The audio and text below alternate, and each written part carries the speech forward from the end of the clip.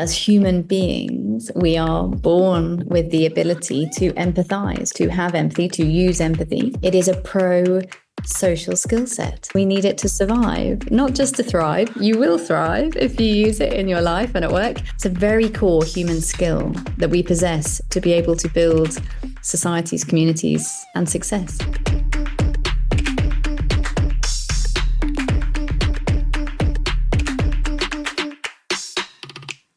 Welcome back to the Humble Mind podcast.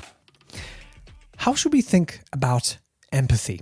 Could it really be the superpower, the all-seeing and knowing inner channel within us all that we could learn from and that we could ultimately maybe even change the world with, especially with all the disconnection and uncertainty around us today?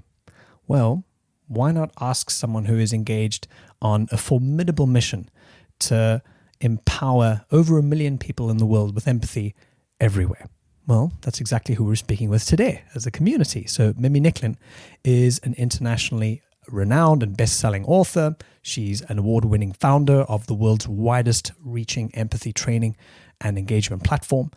And she joins us today to speak a little bit more about this particular topic. And I'm very excited because it's the kind of thing I think about quite often. And finally, we have a space and a time to talk about it with someone who has, done some real thinking and some activation on this. So Mimi, welcome to the podcast. Great to have you here. Thank you so much for having me, Alex. It's an absolute pleasure. Lovely stuff. Yeah, it's a pleasure to have you. And like we were saying just before we started, I can't even remember when we spoke. Maybe it was 3 months ago, but wow, it's just whizzed by. It does. Time flies. And you know, Alex, I always remember my mum telling me that the older you get, the faster time goes. And I thought that was like such an old person thing to say. Yes.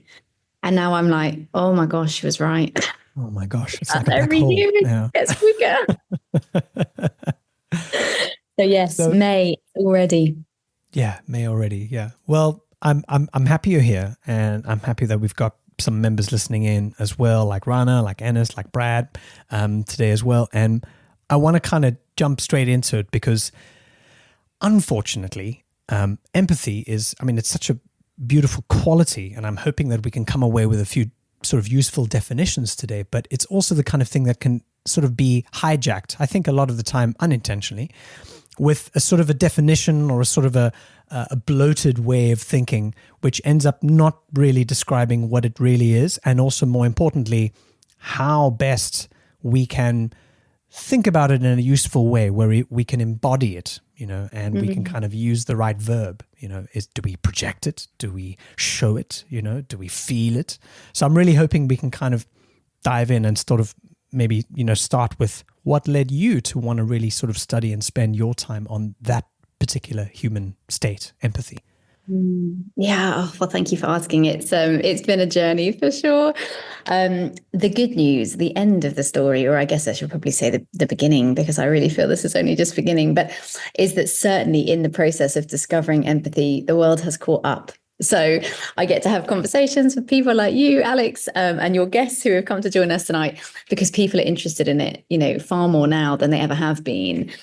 People always asking me, how did you find this purpose, Mimi? And I always say to them, I didn't. It found me. I wasn't, I never set out to become an empathy expert or thought leader or any of those things. But in 2018, I took a job in Dubai, a regional CEO role. I had never been to Dubai. I relocated there from South Africa, in fact. And I moved there and I took over this business, which turned out to be pretty much bankrupt. But nobody told me that. So I moved across the world and took on this business. And the honest truth was I had zero idea how to turn it around, right? I had come from a very corporate career with many people around me, fellow leaders, finance people, procurement people, legal people, these big, huge businesses. And now here I was in the Middle East in a business of around 40 people that had pretty much no clients, no pipeline, and no network. And I, of course, had none either because I'd never been there before. So safe to say, I was entirely overwhelmed, right?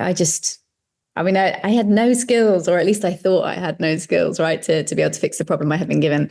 So I met with a business coach, my first and only. And I was asking her, like, can you help me understand this market? This is bonkers, right? This is a crazy scenario.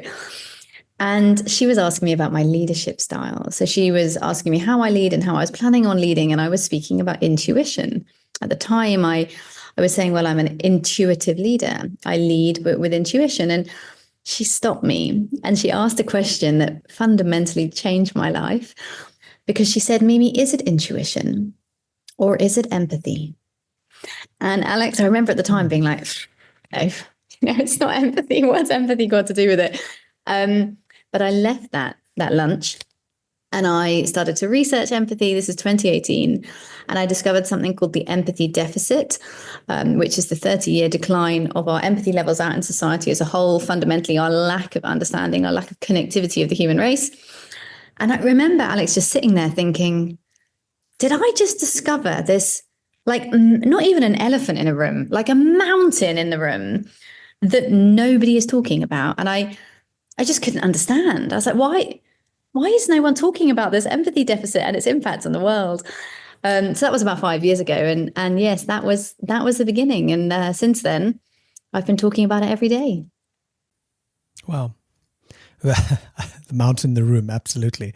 I suppose it becomes something that we're kind of so hardwired to accept in the kind of the background of our environment and our everyday life that we just stop paying attention to it, no matter how much of an elephant or a mountain it is. So I suppose with that is part of your role is sort of, or what you do is you help us to kind of reacquaint ourselves with our sense, our ability to have empathy, to project empathy. Okay.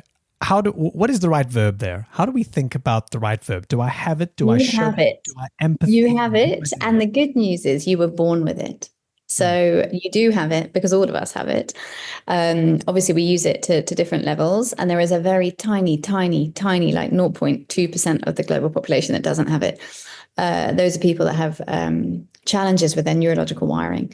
But on the whole, as human beings, we are born with the ability to empathize, to have empathy, to use empathy.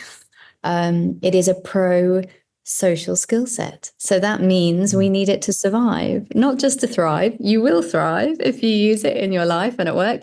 But fundamentally, we're talking about survival of the human race. So it's a very core human skill that we possess to be able to build societies, communities, and success. In some of the reading you sent me and kind of what's available on your site and your work, you speak about this empathy deficit and you even give it a number, quite a large number, a $9 trillion number.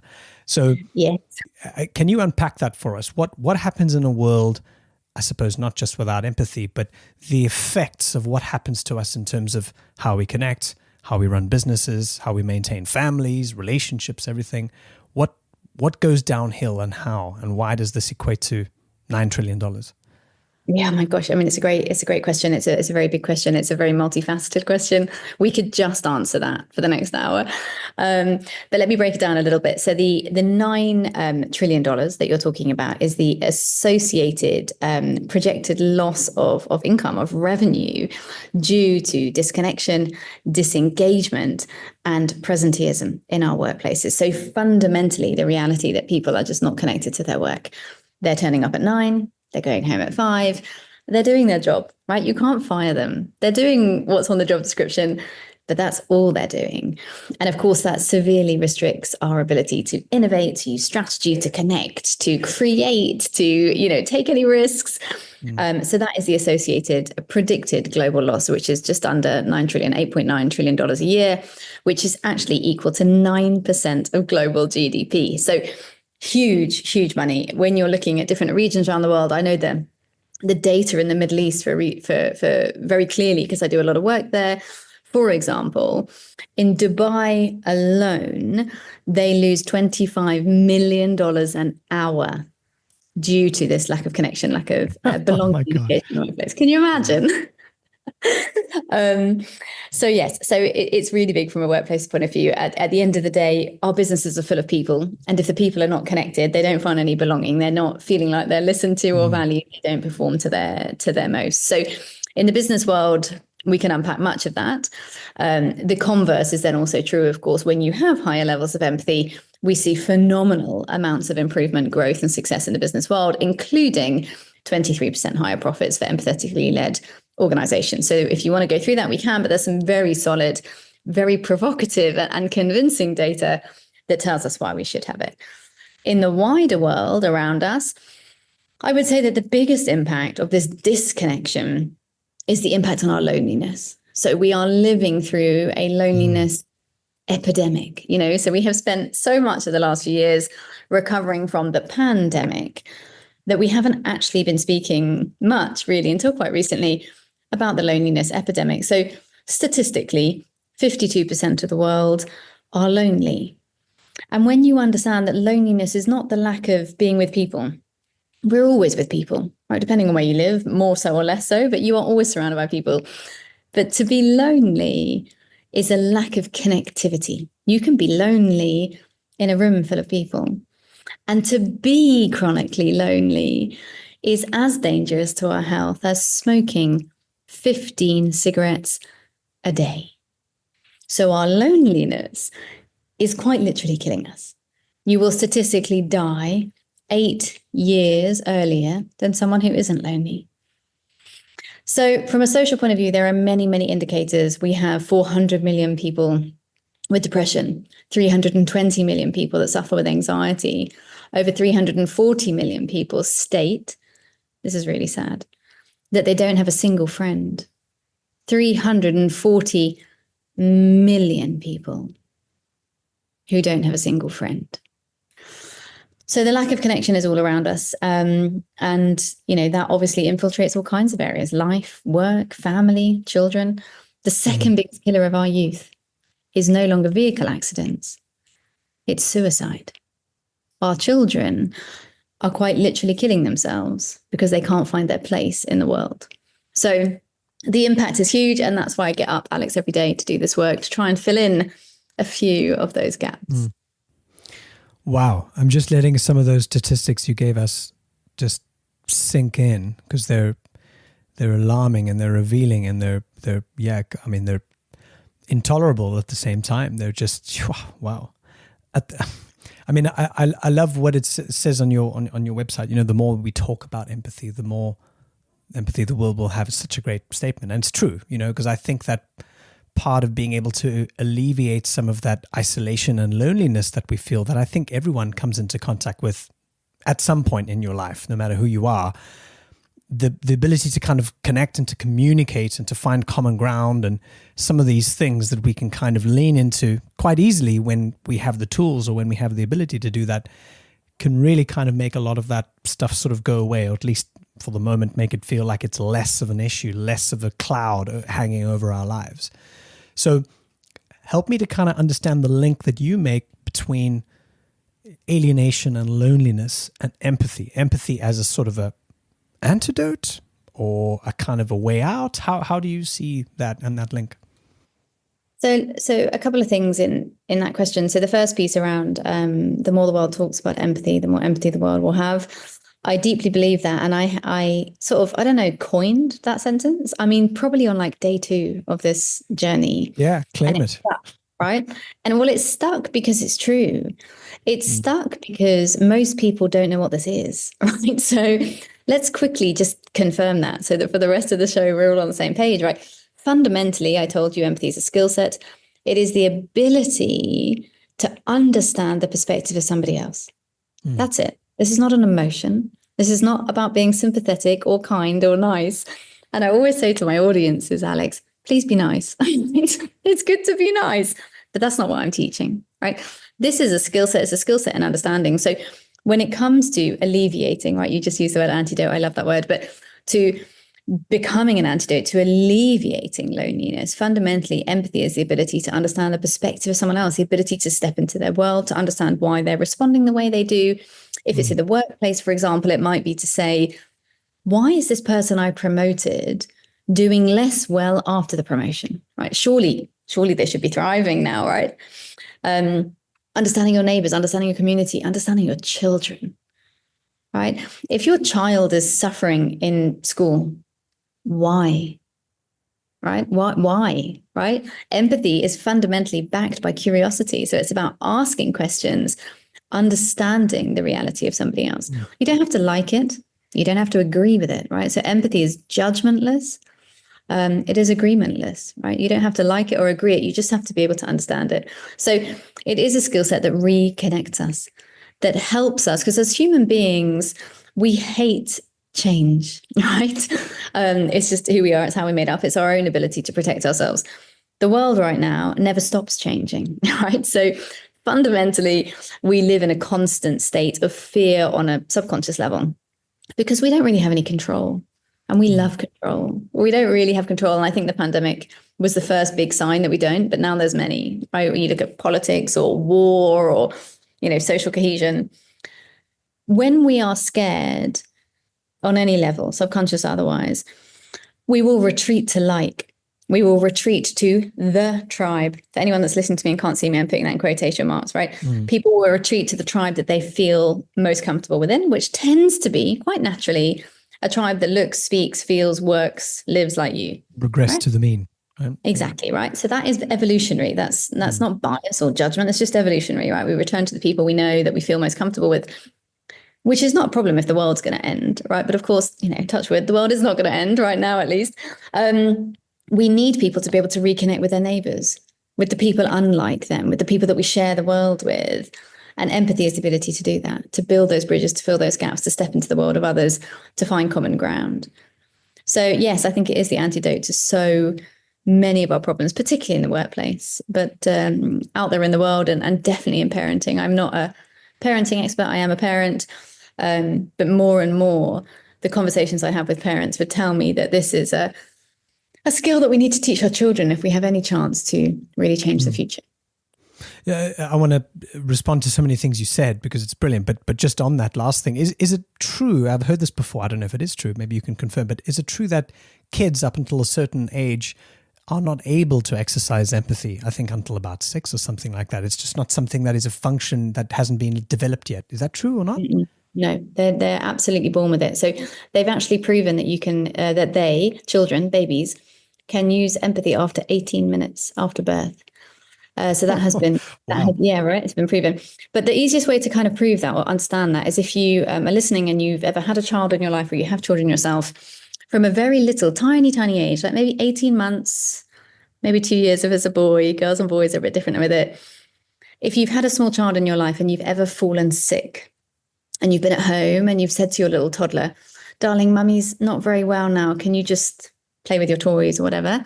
And then that little toddler will give you their teddy bear and say, mummy, I want to give you a teddy to help you feel better. That is empathy. What they're doing is they're saying, I know when I feel sick or sad, I want teddy. Mummy looks sad. I should give her teddy, right? Yeah. So you see that empathy from a very, very young age. That's true. And you've made me think of an example where that's actually happened with my daughter, who's extremely empathetic. And so you're right. That makes sense. I love what you said about the kind of the ingredients of what goes into empathy is about a curiosity. Definitely curiosity seems to just be this golden root of so many beautiful human qualities, as well as this sort of, I think you used the word understandinglessness or kind of a, you don't need a sort of a cognitive or a sort of a logical sequence of things to be in place in order to just understand someone's perspective. You don't, it's regardless of a situation or regardless of facts. It's just about something that connects to an emotional state. I don't know if I've captured that right, but I love how you kind of characterize that. Yes and no. Yes, I think you paraphrase it really well. The only thing I would sort of tweak or add there is that it doesn't necessarily have to be an emotion. So, for example, you will find the use of empathy by the FBI in a lot of cases, by the armies of the world. And of course, if you're training soldiers to go into a war zone which has local villages, you're not training them to sense the emotions of the villagers. Nobody cares about the emotions of the villagers, right? They're teaching them empathy to understand the dynamics of the village. So they're saying, you need to learn how to understand others, the perspective of those that you are, the country you are in, or the war that you are fighting. So it is quite a cognitive process, right? If you go in and perform X, what impact will that have on people? It's not about necessarily emotions. Now, you can use empathy to understand people's emotions. Of course you can. You can say, you know, Alex, in this conversation tonight, I felt you were really disappointed in me, right? That's me being able to sense an emotion that I'm getting from you, right? I hope you're not, but theoretically, right? Nice. I'm being nice. Yeah, you're being very nice. But on the whole, when I'm teaching the skill, we're talking about the perspective taking part of that. So it could be an emotion, but it could also just be, I'm sitting around the boardroom table. One of these board members is clearly extremely frustrated with this shift in process. I'm able to understand why, you know, so it can be a very functional reality, kind of in the workplace, that type of thing, or in an operating theatre, for example. You know, empathy has been tested within the healthcare system for a very long time. And you might find that in an operating theatre, the chief surgeon is not really caring about how the nurses feel, right? But he is, or she is, able to use that empathy to perform the best in that environment, to make sure that people are able to perform at their best. You know, perhaps there's fear in the room, all of these stress, anxiety, time pressure, all of these types of things, that they're able to use that empathy in order to optimize the process that they're running. Yeah, that makes a lot of sense. I'm kind of thinking about kind of the message of empathy, you know, the ability to kind of talk or highlight the role of how important it is, foundational to all of our human relationships and dynamics. But we seem to often be in this sort of stage, and sometimes when we have conversations like this about these very important topics on our podcast and in mind classes, what we do in the community, is that often there's a sort of an arrival at the point where we understand the importance of being able to embody this, sort of, you know, spend more time on it, cultivate a bit more of a deeper practice with it. But that might be preaching to the converted, because the people certainly listening to this podcast on this call understand the role of empathy, and we get it. Maybe we're pretty good at being able to embody that, and we know how to use it. We know how to kind of, you know, put it into practice. So why is it that, you know, the people who, let's say, certain, you know, leaders, world leaders, global leaders, who need to hear the message the most are the ones who are furthest away from being able to embody empathy? Is that just because they're cold-hearted and they don't care and they're chasing a profit margin? Or is there something a little deeper to maybe understand about how deep those roots go? Look, I think I smiled at your question, because certainly we see it missing in many of our political leaders around the world today. Not all of them, but many, and there's many occasions of that. I think that there's two ways to answer that. I think the first thing is that from a neurological point of view, just the way the brain works, empathy has two great enemies. One is low time and the other is high stress.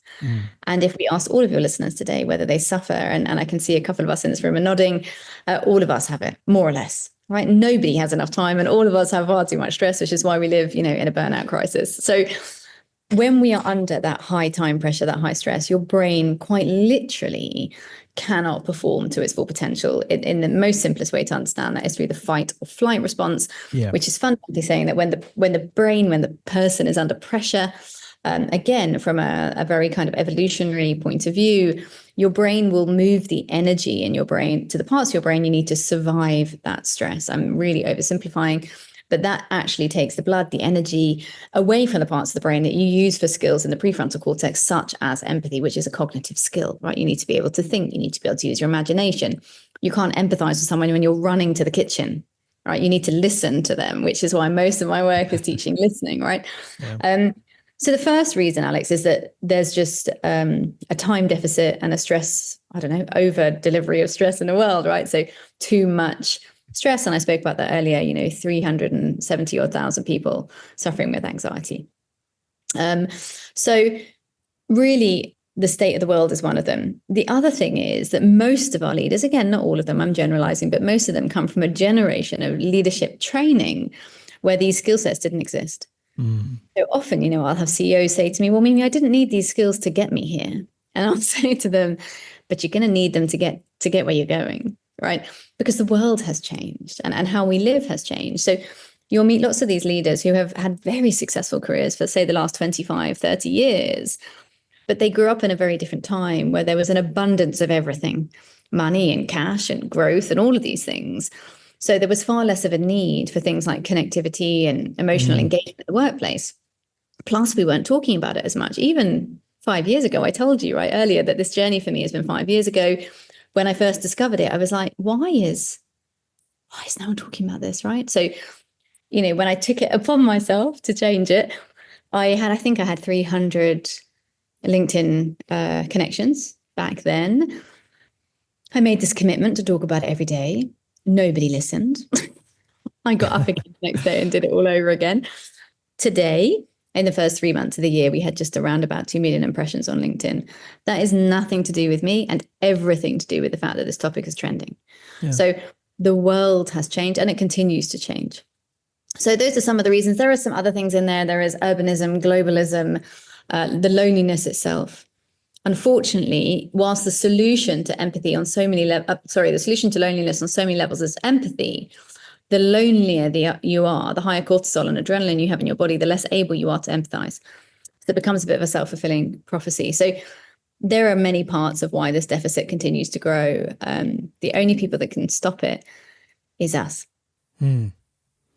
So, yeah, responding to that kind of situation or even that kind of person with perhaps just even more empathy.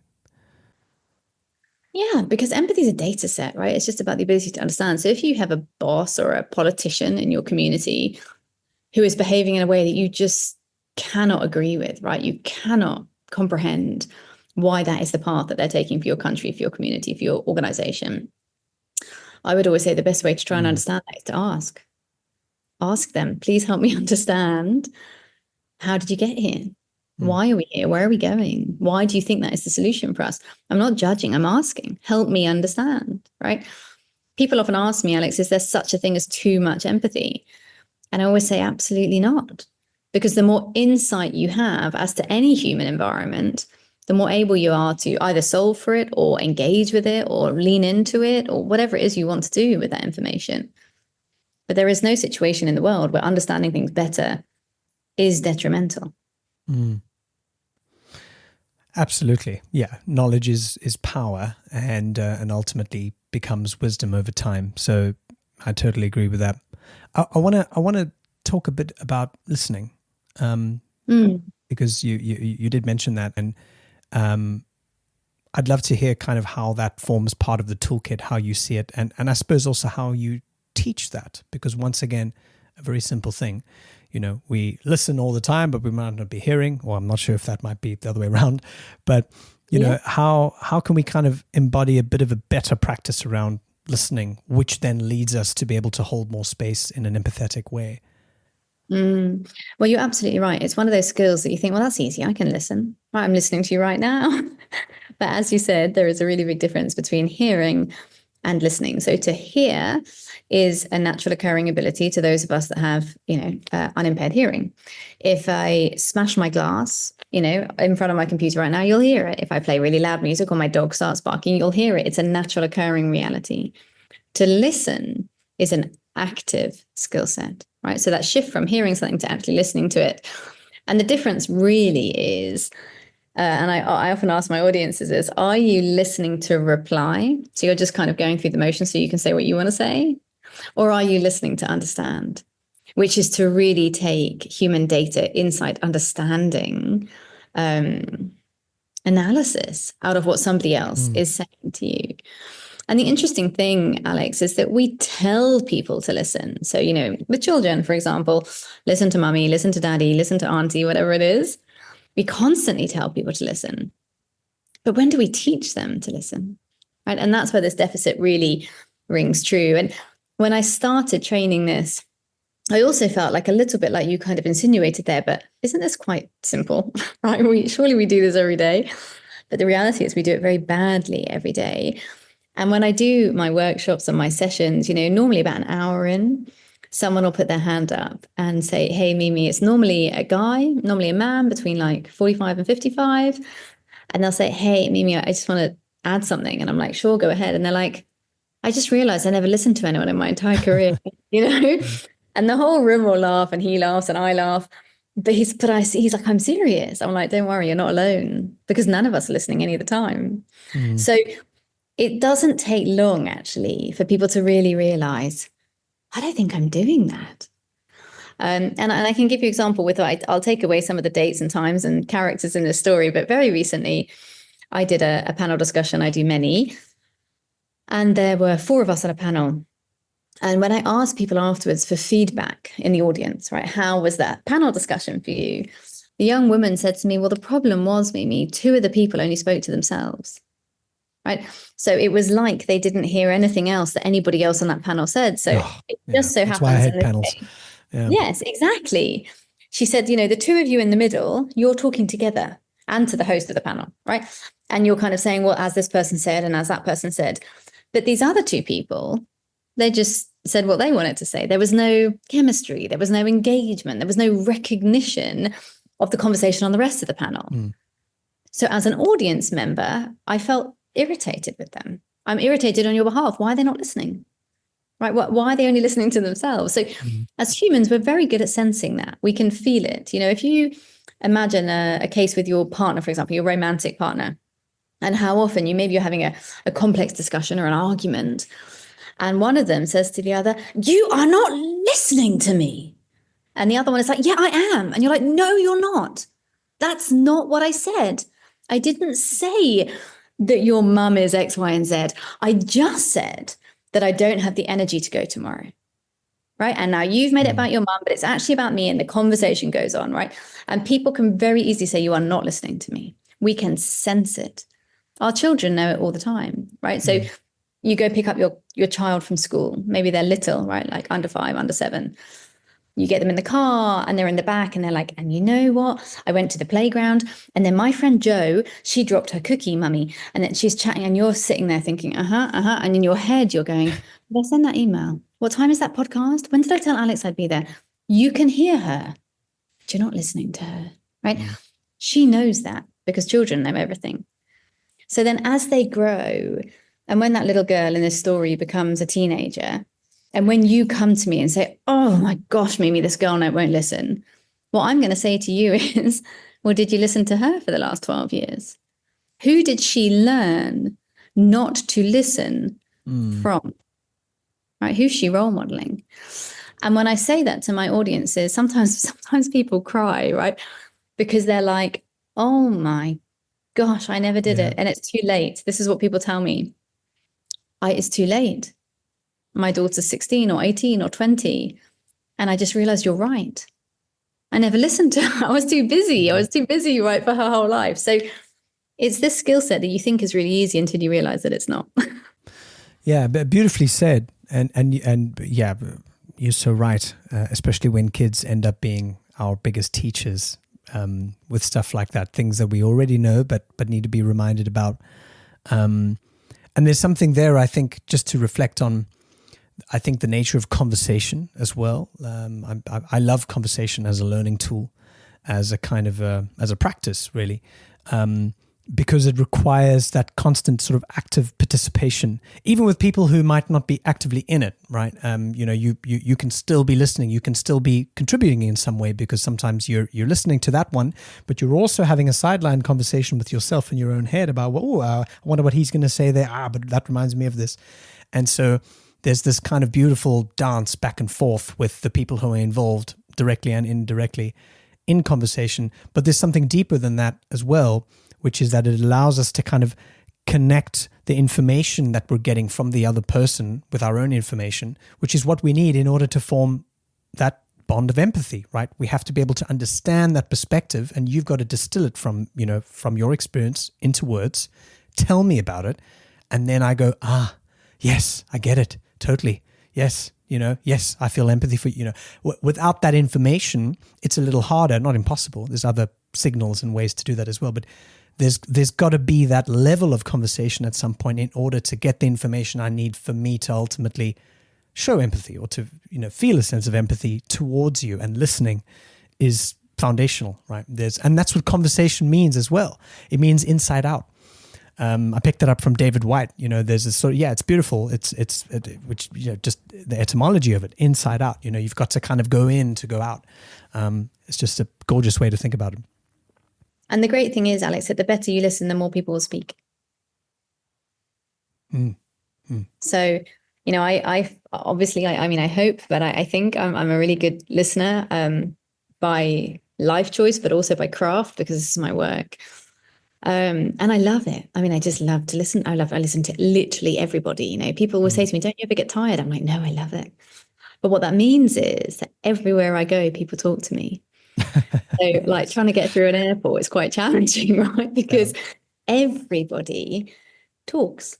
When you carry that as an approach, people will, in your Uber or your coffee shop or the airport or wherever you are, people will talk to you. So the better you are at listening, the more people will share. Ron has just asked an interesting question there. Is it ever too late to start listening? No, Rana, it's never too late to start listening. I think it's never too late to start, and it's never too late to learn.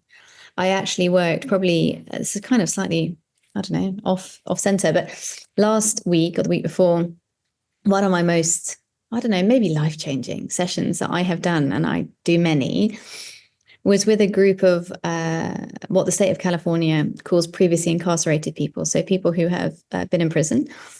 And this group of people had been in prison for very, very long time, like lifelong prisoners who are now in the real world rebuilding their lives. And that entire 3-hour session was around how to use it now. And one of the most profound things that has ever been said to me, made me cry, not in the session. I managed to hold it together in the session, but later was this woman said to me, Mimi, I want to tell you that if anyone in my life had ever told me about empathy, had ever taught me how to listen to people when I was young, we wouldn't have hurt the people that we did.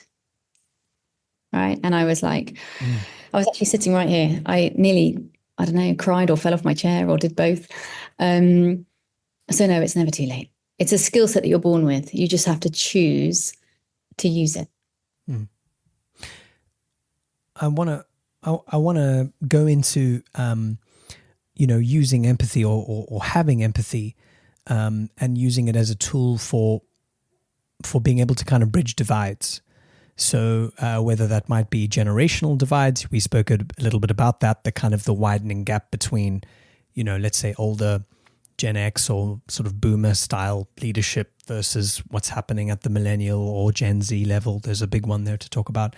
And even cultural differences. So you live in a different part of the world, you live in Malaysia, and so you're kind of at that sort of threshold, I suppose, someone who is Westerner, if you like, on using the quotation marks, and you're in a world that might look at these sorts of things a little bit differently. So I'm curious as to how that message is, let's say, ingested on that side of the world, if there are any differences, and also how empathy can be used maybe more broadly as a tool to kind of heal some of these big divides, and how we do that. We know we need to do it, but how do we do that? How can we do that in a way that actually moves the needle? Yeah. So I think there's probably about 3 questions in there, but the first one around, how is absorbed? No, I was tracking all of them. It was brilliant. I think in terms of how it's absorbed, most of my work actually is in the East. And when I say East, I'm including the Gulf, because a lot of my work is in the Gulf. So that kind of side of the world. And in fact, I do a lot in Africa, which is definitely not the East, but let's perhaps say the developing, or it used to be called the developing side of the world, or parts of the world, right? So most of my work is not in what would be categorized as the West. Having said that, to date, there has never been an audience that doesn't come out of whatever session it is that we're doing saying, okay, right, that makes sense, because these are human skills. And I think when you deliver something with passion and with data and just with sense, it's very hard for anyone to say, no, I don't subscribe to that, right? It hasn't happened yet. I mean, of course, in an audience of 10,000, there's probably a handful of people, maybe more, who don't enjoy your speech or don't buy it or don't like. I mean, people don't like everything you do. But on the whole, It doesn't matter where you are. You can present in Saudi Arabia, which I do a lot of, Singapore, or New York. And more or less, the response is the same. I'm not saying culturally, but cognitively, right? And emotionally, I think people can feel the shift that I'm talking to them about. So I think that's the same everywhere. I think humans are humans. And in the end, we are all more alike than we are different, regardless of what culture does to separate it. In terms of filling the gaps, and whether there are cultural realities around that, yes, there are, because of course, how you show empathy, the kind of tacticalness of it, will change where you are, change depending on where you are. So if we take Africa, for example, anywhere really in Africa, it could be South America, it could be Asia, any of these very high context cultures. And high context just means that there's a lot of unsaid reality in society. So America, for example, is an example of a low context culture. What you say is what you mean. That is what it is. Right. If I say it, that's what I mean, right? In a high context culture, what I say is perhaps what I might mean one day, someday, but not necessarily right now, right? There's a lot of context around every conversation.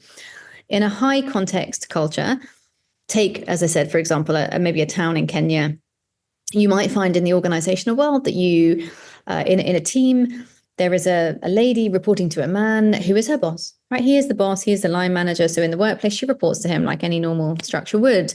However, when they go home to the town they grew up in, her father is the chief of that village. So outside of the organization, definitely it flips. She is now the boss, right? Because she's the daughter of the chief. That is an example of a high context culture.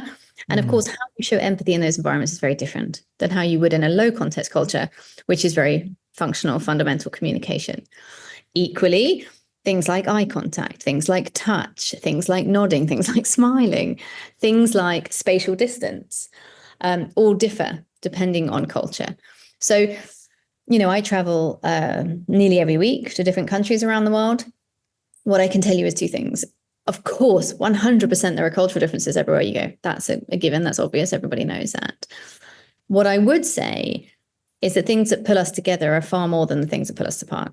So maybe we eat differently. Maybe we speak differently before we eat. Maybe we believe different things. Maybe the way we eat is different, for example. But the fact that we all want to eat and connect over food never changes. That would be the first thing. And then the second thing I would say is that in the end, humanity always wins. So whether you're showing eye contact or you're nodding or you're bowing or you're touching, which you can do in some countries and can't in others for obvious reasons, the way you show it might change, but the need to show it doesn't. And that would be the same when you talk about generational gaps. So for the first time in history, we have 4 generations in the workplace. There's a massive difference, right, between a 75-year-old and a 17-year-old. The thing that never changes is the need to be heard. How we hear each other, how we communicate might change, but the need will never change, because in the end, we're all more alike than we are different. So I hope that answers your multifaceted question. Well said. And it kind of transmits in a way the kind of the golden rule of empathy, whereas, if we can create that space to be heard, then empathy can exist, then it can flourish, but if we close that door, if we forego that option from the start, or if we make the assumption that, they don't need that, or what good is this, then that just gets, stuck in the bottle and it can never come out. So I suppose that's also why, assumptions, it's almost like an assumption is the opposite of listening. Yes. When we assume, it gets in the way. Yeah, we don't listen because we've made an assumption. We've already created a belief and that's it. There's no changing that, right? No need to listen. Yeah, it's crazy. I want to ask about a non-human form of possible empathy. And every conversation these days seems to relate to AI in some way, the age of the machines we're in. Is there any relationship between technology or the ability for, let's say, something like AI, artificial intelligence, to embody or to show empathy? Does it matter that it's not coming from a human? Can we entertain an idea of non-human empathy? Is that possible? Absolutely. Yes, we can. And obviously not everybody enjoys this opinion, but it is my opinion. Absolutely, AI can show empathy, and the reality is it can show it far better than us. So for all the people that are out there True. saying, no, AI can never replace us, because AI will never replace us, but I'm not arguing with that fact. I'm arguing with their rationale, which is it can't replace us because it can't show empathy, it can't show emotions. Utter rubbish. If you've ever watched anyone on an airline website talk to a bot, right, about a refund, within like 2 minutes, they're like, no, you are not listening to me. My plane was more than... Guys, it's an algorithm. Why are you shouting at an algorithm, right? Because the data shows that in under 3 minutes, we forget. We forget that that is just an automatic bot on the EasyJet website, right? You respond to it like a human. I said to you at the very beginning, Alex, that we have this 30-year deficit. I can't remember if I told you the data, but we've lost 48% of our empathy, right? So 50% of a skill set that we need to survive, we've allowed to disappear. I mentioned we're living in an empathy deficit. All of that would tell me we're terrible at this. That's why I have a job, right? Because I'm teaching it everywhere. We are terrible at it, yet we need it. Our children need it. Our youth worldwide need it. If we can't deliver it, then dear gosh, let the machines. So absolutely, it can show empathy because it's a skill, and like all of us, it can learn it. The important thing is to understand that AI can only ever be as good at things as the humans that teach it. Yes. So, it has to be taught in a responsible and an ethical way. But the way I would frame that is, if you imagine a young woman, again, let's go back to Kenya because we started there earlier. Imagine we have a very smart, brilliant young woman in a Kenyan rural town, and she wants to be a doctor. But her parents are farmers. They've always farmed the land they lived on. Everybody she knows has lived in the village she's grown up in. She has no idea what life is like outside of that town. She has no idea, could she get to university? And if so, how? And where is it? And can she raise funds? And is there such a thing as a scheme to help her? And would somebody fund it for her? Now, this young woman is never going to hear the word coach. Probably just barely exists in her language. She's definitely never going to find one. But if she can go home tonight and through her phone, she can get access to this empathy on a bot that says, hey, listen, I get what you want to do. Did you know that actually in Nairobi, there are, I'm making this up, 2,300 grants a year. And actually based on your exam results, you could qualify. That's going to change her life. She's now getting understanding. She's getting coaching from a place that otherwise maybe should never be the doctor. Maybe should never leave the town because there's no one to help her. Now, it's just one example, but my point is there are millions, tens of millions, hundreds of millions of people who would be better off with empathy from a machine when faced with no empathy at all. And the data shows us that we're failing it abysmally. So my vote goes for more empathy from bots. Yeah, no, I think you've put that really well. And I suppose it's the kind of viewpoint that can be challenged, but that's only because we're human and we have a hard time accepting things that aren't in our image in a way, even though it is in our image, that it's mimicking what it's seen us do, right? And it's simply exploiting that formula. I suppose the same way, that we move the goalposts when we look at creativity. Can an AI really be creative? Can it write a poem just like Shakespeare can, or whatever it might be? Where it may very well be doing everything that we do. It may be generating those ideas completely on its own in its own neural net, but we're still not happy to kind of accept that as a value judgment. Yes, it is being creative, or no, it's not, because ultimately it is subjective. So it's hard to, you can't sort of say, no, it is factually not being empathetic, or yes, it is. But it's more of an impression that you get, just like you can tell that with someone else. Like, this guy's really, he's feeling me right now. There's you making that call, you're making that judgment in that moment. There's empathy in the room. Great, But so it's always going to be kind of reliant on the experience and the sort of the kind of the subjective knowledge and the pheromones in the room on whether that is there. And I suppose we're just not happy to extend AI the same playing field, which is kind of unfair. It's a little poor robots, right? But I mean, listen, they're never, or maybe never say never, right? But I don't believe in our lifetime for sure that they're going to replace us, right? Because I could have dinner tonight, with a robot, right? Can it sit at the table with me? Can it listen to me? Can I say pass the salt? And theoretically, I could have dinner with a robot every night, but would it be the same as having dinner with my husband? Well, obviously not, right? So I don't for one second, as I said, at least in our lifetime and probably our children's lifetime, believe that AI or robots or, the machine can replace humanity. But it can help us. It can optimize us. There is a small, I haven't got it yet, but my daughter is 7 and she is animal mad. I live in an apartment. We already have 2 dogs, 2 cats, and 4 fish. We're like a zoo and we're closed for business, right? There is no more room for any more pets. But this little girl, if she could have, a new one every week, she would.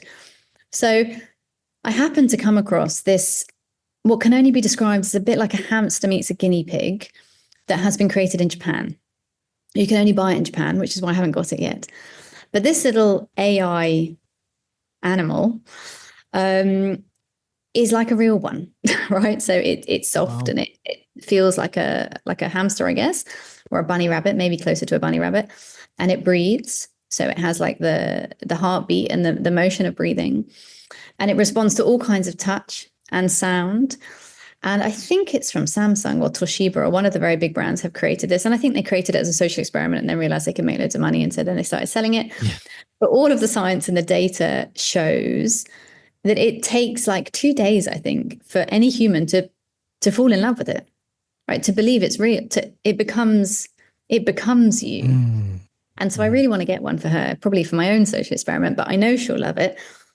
And I don't have to, I don't have to buy any hay or food for it because it's a robot.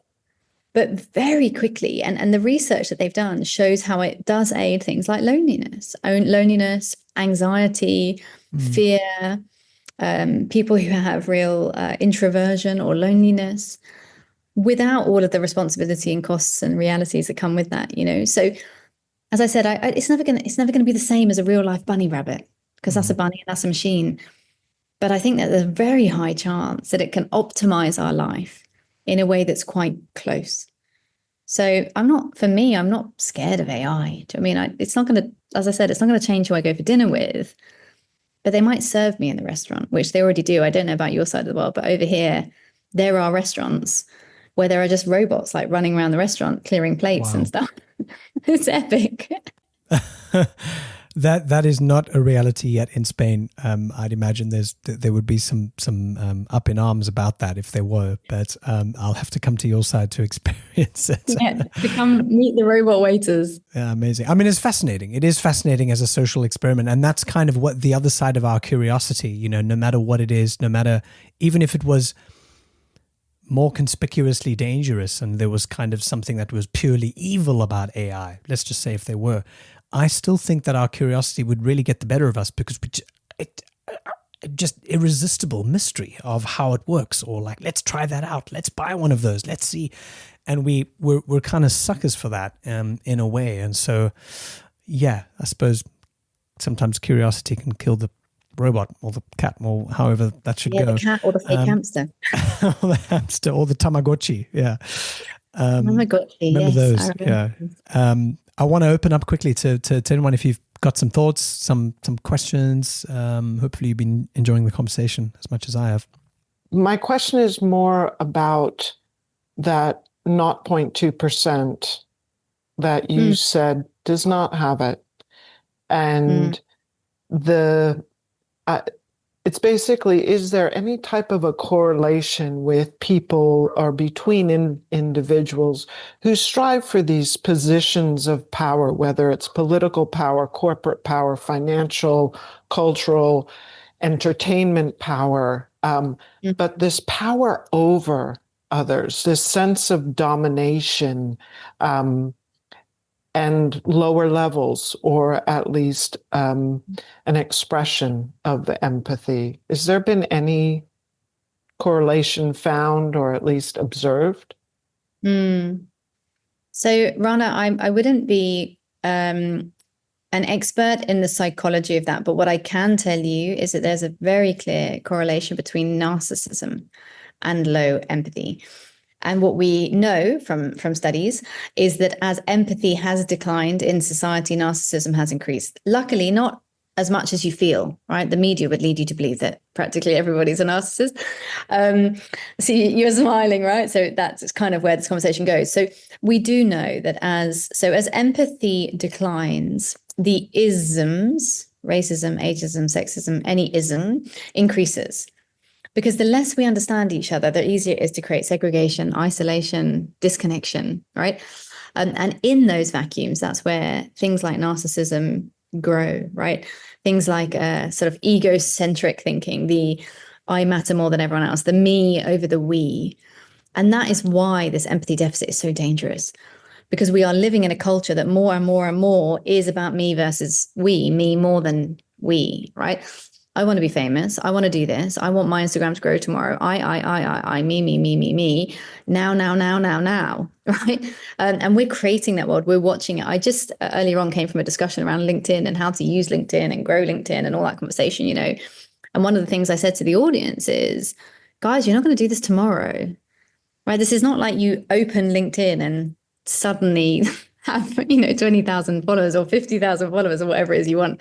So I think we have a real lack of patience out there. So that's what I can tell you, Rana, is where the science is, where the data is that in those deficits, in those voids of human connection, those self-centered, I guess, selfish realities and visions of oneself are able to grow more. Because if you cut yourself entirely from those around you, it's far easier to say, well, I want that, so I'll have it.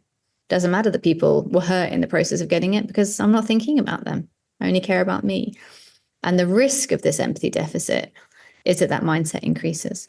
So I think it's quite dangerous, to be honest. I think it's dangerous for our children because they're growing up in a world where that's accepted.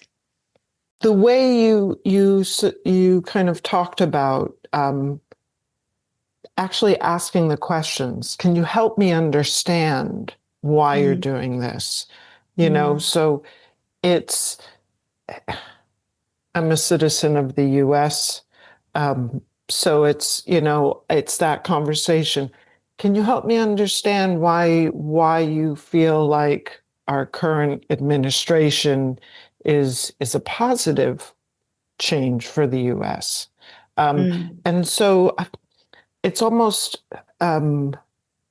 trying to understand, I guess, demonstrating that empathy to help each of us understand the lack of empathy on the other side. Do you find that just that act in and of itself kind of plants seeds for empathy, because those that might not have it or know how to demonstrate it feel like they're actually being heard? It's a brilliant set of questions, right? Because it's quite a complex reality. The first thing that comes to mind, Rana, is, and I'm not picking on you, I'm just picking out pieces of what you said, right? This is not about criticism, it's just about reflection. Thanks. You said something, I'm paraphrasing, around because they don't have empathy, right? But that's a perception. And often in politics or in any opposing views, that's what happens, right? Because our cortisol goes up, because we're angry, because we're upset, because we believe in good intention that I am right. I believe that this is the right president for these reasons, and you believe this is the right president for your reasons. And then you have this perception that they have, for example, lower or no empathy, because in your perception, they are, theoretically wrong, or they are incorrect. That doesn't mean necessarily they are, or that you are, or either way. I'm not going to comment on that, right? But what we do know is that as those emotions go up, and I touched on that earlier, when those hormones come into the body, it becomes very hard to use the skill. So the short answer to what you said is yes. The better we become at listening in those conversations, and this has been documented everywhere from politics to peacemaking, right? The better you become at listening, the more able you are to lean into those opinions and realities of others. And there is a term in the US, comes from the US, called restorative justice, which you're nodding, so you've heard of it, right? Which is an example of that in the justice system, that they will reconnect victims of crime with the people that have done the crime and teach them before they meet. And often this is very upsetting crime, how to empathize with the person that hurt them and vice versa.